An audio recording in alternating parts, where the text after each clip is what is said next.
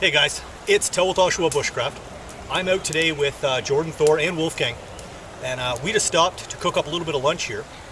And I wanted to take an opportunity to, answer some questions really. Probably one of the questions I get asked the most, and the questions I see asked most on the forums, is how do you do your dishes in the bush? And this is kind of a broad question because it's going to vary a lot depending on what do you cook with, what are you cooking, and how you cook it.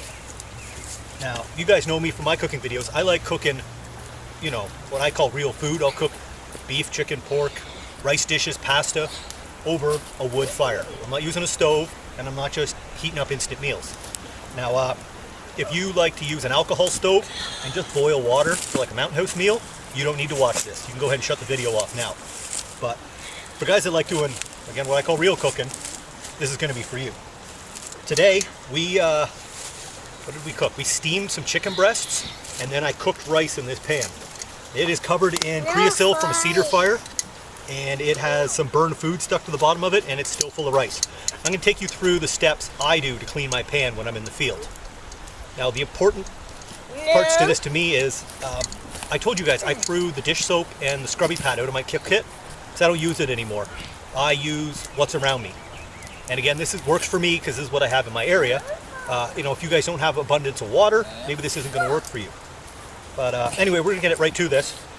Step one is getting the last bits of food out of your pan. There's one thing that works really good for this. Oh, Thor! Come here, Thor! Thor, come here! Come on! Wolfie gave him a hot dog. Come here. All right, go ahead. Thor! What's this? All right, go nuts. All right. Thor does a great job of doing the first step of cleaning dishes. I believe it was in Horace Kephart's book.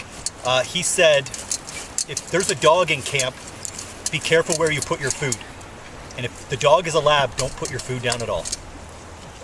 All right, when he finishes up with that, we'll get to step two. All right, guys, Thor's finished up with our pot, and he does a pretty thorough job. All right, you win. Good dog. Now, the next step we're going to have is, if we cooked anything fatty in here or greasy, like pork or beef, it's going to look like your frying pan after you fry bacon. You get that white grease stuck in the bottom, and without soap, it can be really hard to get that out of there. You could scrub a lot, and it just keeps spreading the grease around. We got two solutions for this one. The first one is going to work with most pot sets, and that is take a little bit of ash out of your fire, put it in, and add water. I'm not going to get too much into the chemistry of it, but the lye and the ash and the grease will come together, and either way it's going to take it off your pot. It's part of the steps of making soap, and that'll work in most systems.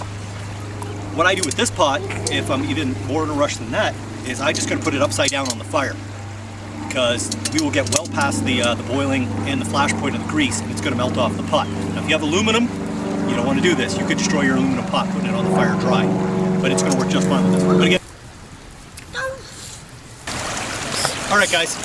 Step 3 of my dishes process is taking it down to the creek. Now again, if you don't have a lot of water in your area, this might not be an option. But for me, one of my primary qualifications for a campsite is distance to water.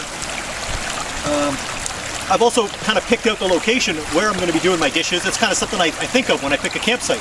I've already made sure we're going to be collecting our water upriver from here. We're going to do our washing downriver.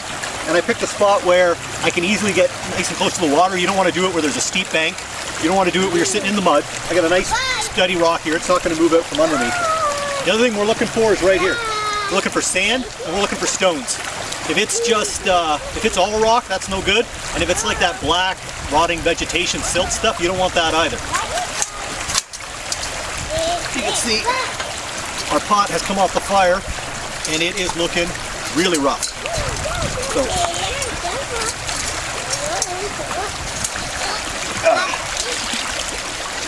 we're going to throw a handful of good sand in it. This is good stuff too. It's got a little bit of gravel in it.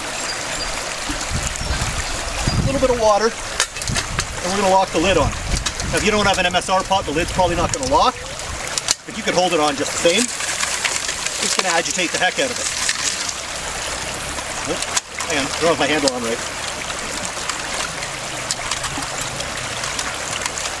That's better. Now, at the same time I'm doing that, take some more of that sand. I'm going to rub the bottom. You can hear how abrasive that is. Now, if you got coated aluminum, you might not want to do this because you might rub your coating off. This thing's 100% stainless. I'm not going to hurt it doing this.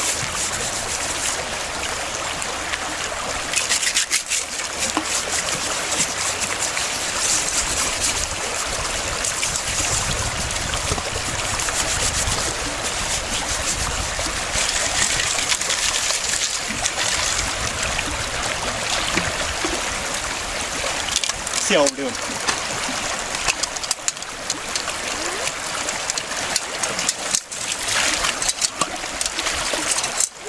That's a big improvement right there. Come on in. I can tell from running my finger across the bottom, it is nearly clean. I'm going to go through that again. You guys don't need to see it, and then I'll show you what it looks like when we're done. Okay, I just finished up step 3 of scrubbing this pot out. I don't know if you can see, but it is clean. It's gray on the inside. It's always gray on the inside. It actually came out a little cleaner on the outside than I wanted. I like keeping that black coating on there because it makes the pot run more efficiently on a fire. Now if you have a look down here, some of the other stainless gear I just finished washing. We got zebra can, canteen cup, and a clean canteen bottle. They're all stainless. It works the same on all 3 of them. What else? What I love about doing it this way is it didn't require anything out of my kit to do this. This is totally using the resources around me, which means, nice one, Wolfie. I could be out here for a day, a week, a month. I don't have to carry more resources to do that. I could sustain myself for a year doing this. What else? The last thought, everybody carries a bandana and says to use that. You see me carrying this around camp. This is really just for drying my hands. I try not to use that because really once you do, it's kind of committed to being used for dishes. If you do have to use your bandana to scrub your dishes out, down here where you do your dishes, find a tree branch to hang it up on, so when the next time you need it, it'll be dry. And that way you know that bandana is for that purpose. You don't go and wipe your face with it later. But, I hope this answers some of your questions, maybe illustrates some of the things people have been talking about. And until next time, go outside. YouTube will be here when you get back.